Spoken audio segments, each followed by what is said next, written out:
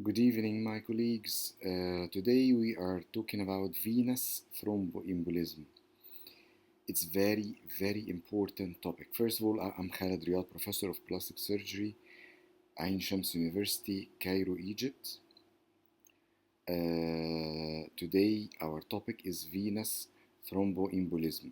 It's very important for residents, very important for junior and senior staff. Even senior staff should know these in details because they should be aware of the problem and what matters and how to avoid any thromboembolic manifestations, especially in aesthetics patients. What we cover today, why VTE matters in plastic and aesthetic surgery, the current risk stratification, which is the Caprini model, how to avoid prophylaxis, and how to manage if it happened. Why it's important? The VTE is the leading cause of death in aesthetic surgery. It's number one. It's not infection, it's not any complication from our work, it's only from VTE. So it's something you can avoid and something you can instruct the patients even after discharge what to do to avoid this problem. Also, there is another problem that even if you give chemoprophylaxis in form of injections, there is risk of 0.7% even with chemoprophylaxis to have VTE. Also, there is 70% or more of Caprini classified cases are moderate risks in our business, in our aesthetic surgery or plastic reconstructive surgery. A very famous example is abdominoplasty or abdominal plasty with another contouring procedures. These carry a very high risk for VTE.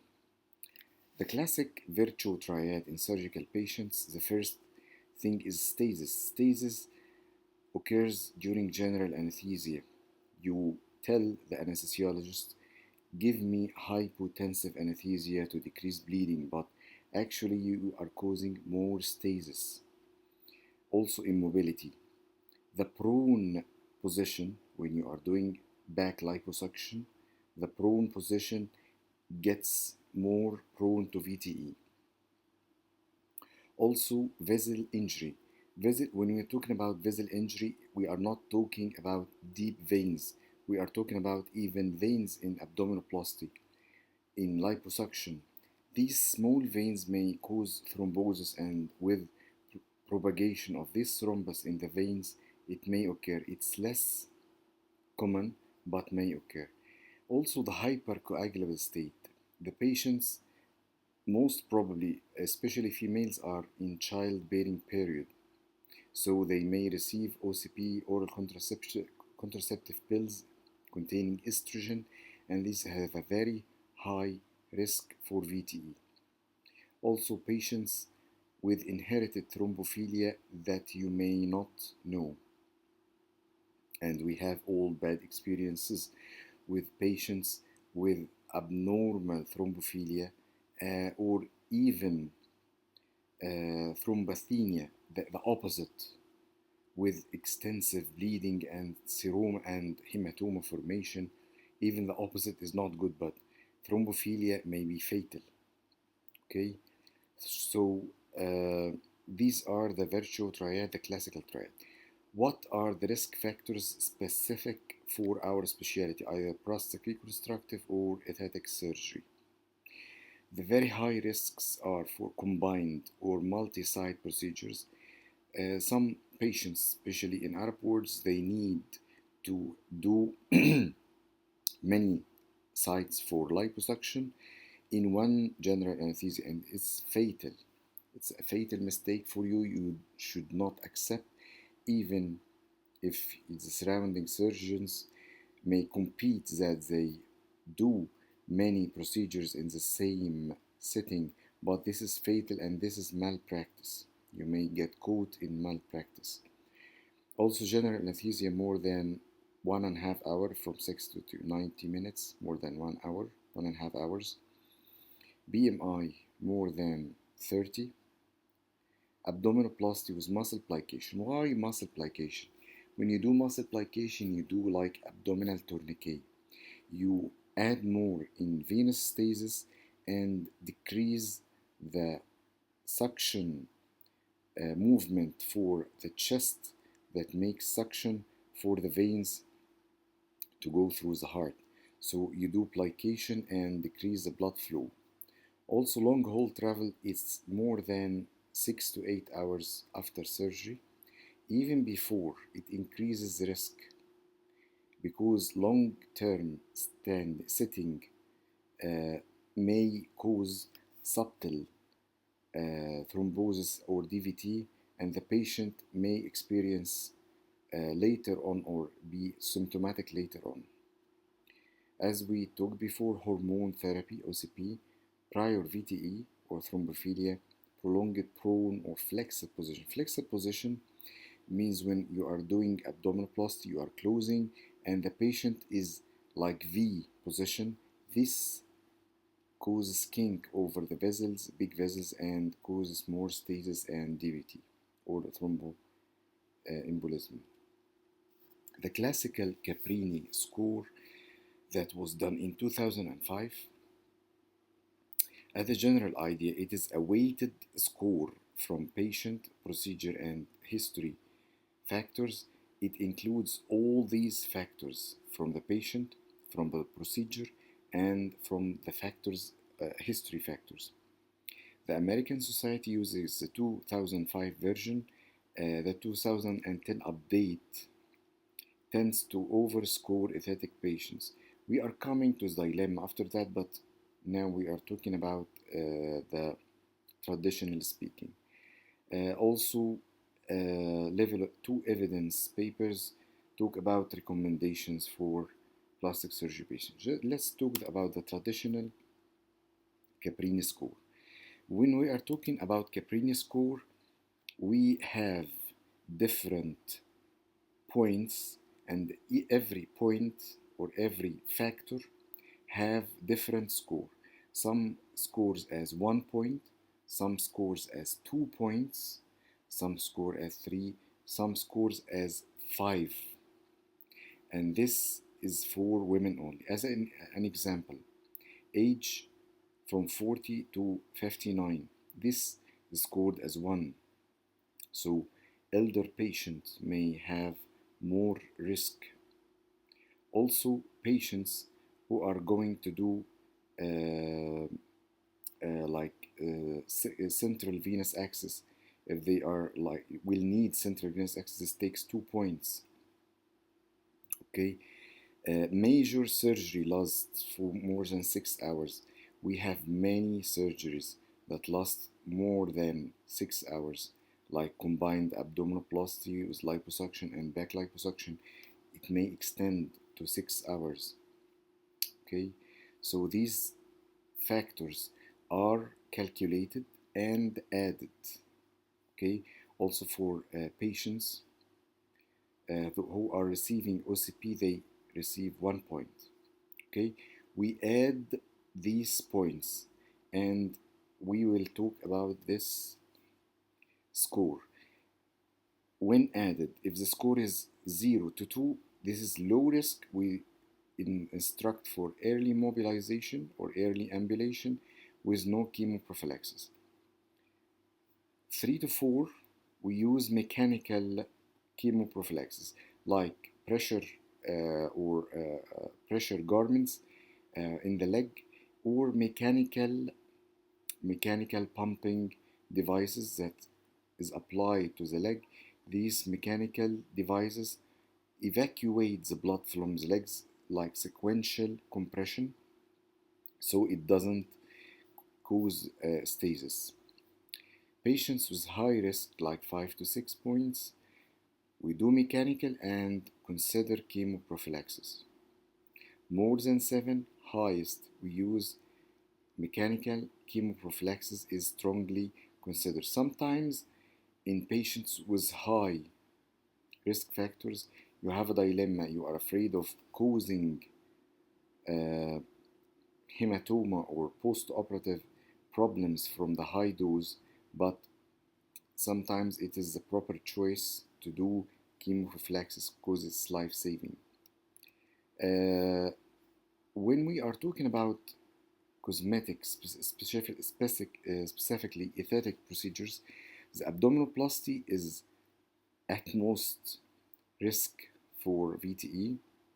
Combining body contouring is also at risk. Face and neck lift is less.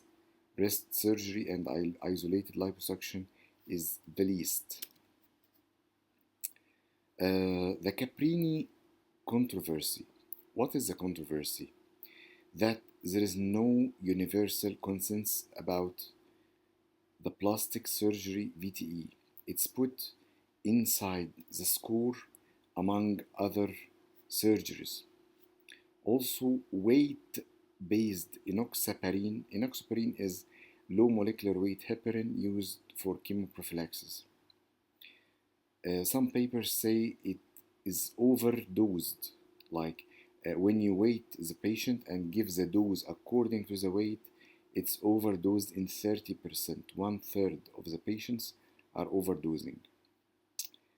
Board examinations still test the Caprini-based chemoprophylaxis as a correct answer. It's now the correct answer, but later on it may be not. Okay. The current society recommendations. The American Society of Plastic Surgery and the International Society of Aesthetic Plastic Surgery uses the Caprini score. Recent literatures take case-by-case individualist therapy, and the French Society, it says that for abdominoplasty, we recommend low molecular weight heparin, enoxaparin, 7 to 10 days post-operative, regardless of score, even in low risk. Okay.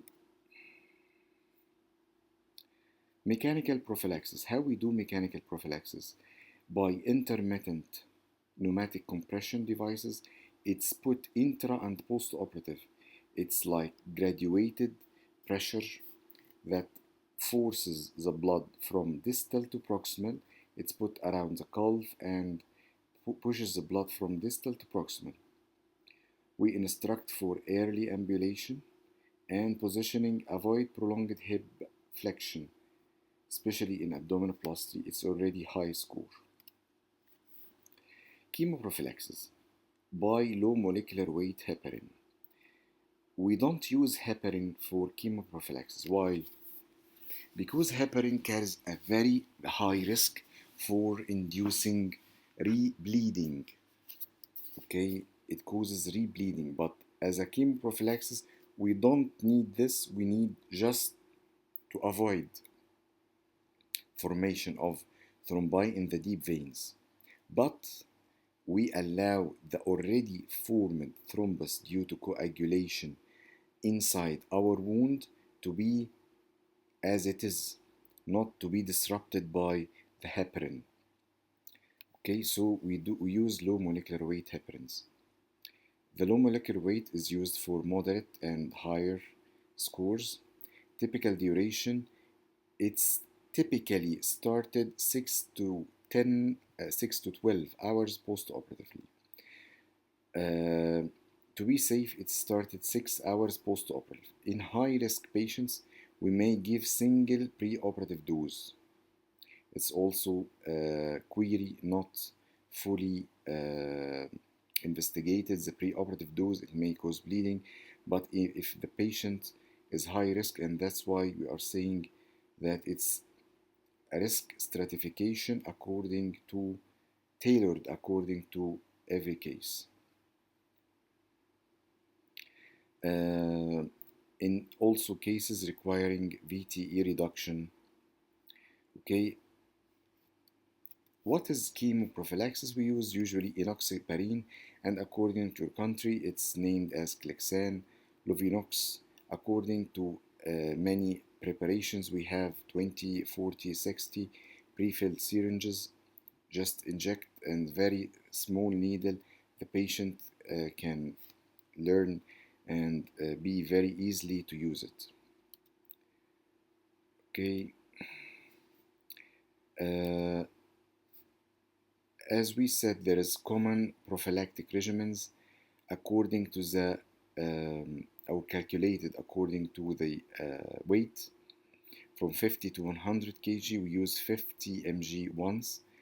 More than 40 kg BMI for more than 40, we may use 40 mg enoxaparin every 12 hours. If weight less than 50 kilograms, we use 30 mg.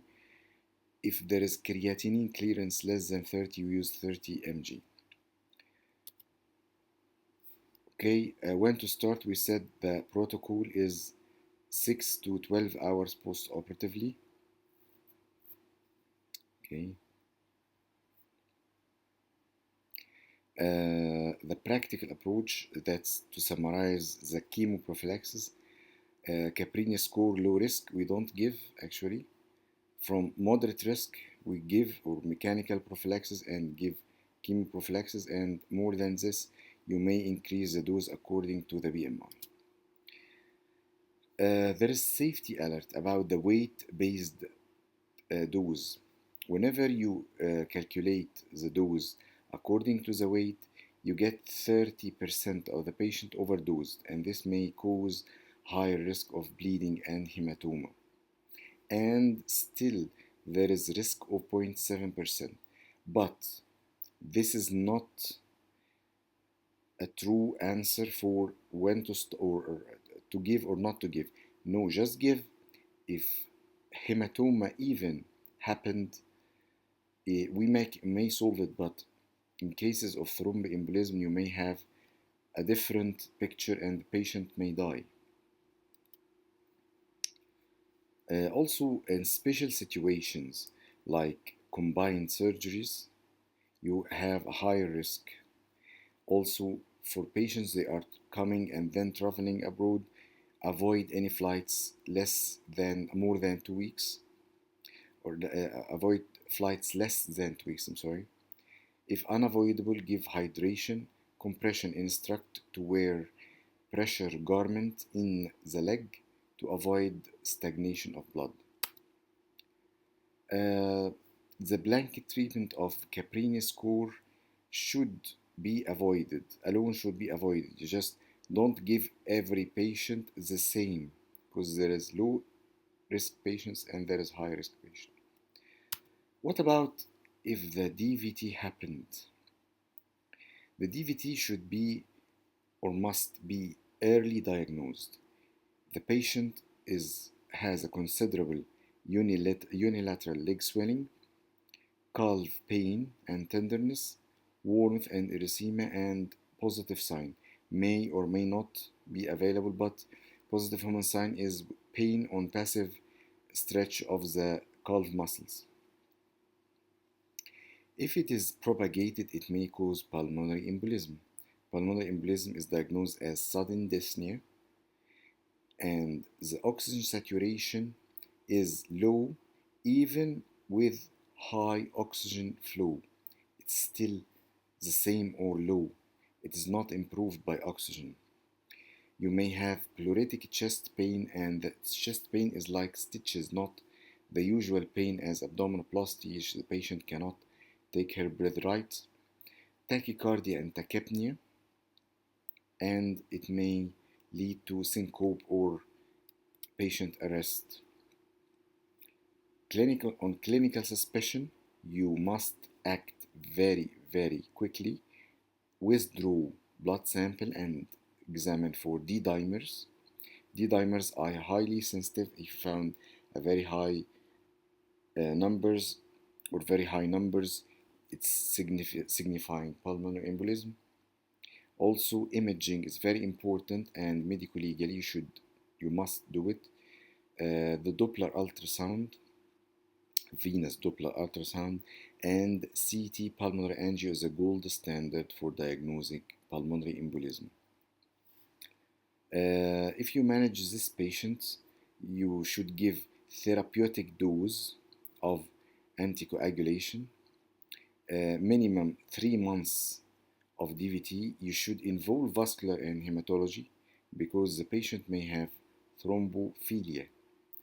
Involve vascular surgeon if things propagate. They may put filters to avoid propagation of DVT, and monitor. Also, if suspected pulmonary embolism, call for help, call for the anesthesiologist, give high flow oxygen, secure airway if the patient is unstable, IV access, empiric anticoagulation, D-dimer, urgent CT angio and echo, ICU transfer. To summarize and bring it together, risk stratify every patient, and I mean every patient. You may find that the patient have a history of DVT or something like this, and you may just miss this if you don't ask about it. Mechanical prophylaxis for all. It is the routine, especially we actually in aesthetic surgery, we don't have any general anesthesia patient less than 1 hour. So just to make it clear, just make mechanical prophylaxis and chemoprophylaxis when needed as a score. Avoid weight-based overdosing.